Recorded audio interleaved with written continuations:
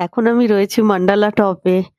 চলো এখন আমরা এটার উপরে উঠবো। এই জায়গাটা কিন্তু বীভৎস ঠান্ডা।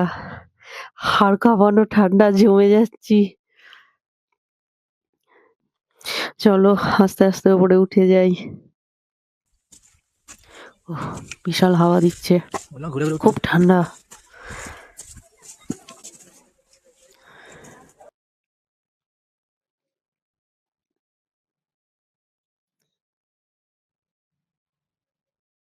সব কত কারুকার্য করা রয়েছে।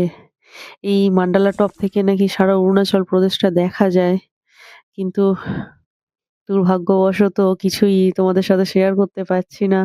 পুরোটাই দেখো চারপাশটা কুয়াশা, আই মিন কুয়াশা নয়, এটা সবটাই মেঘ অবশ্য। পুরো মেঘে ঢাকা চতুর্দিকটা, আর সেই রকম ঠান্ডা হাওয়া দিচ্ছে। এবার নেমে যাব, খুব ঠান্ডা।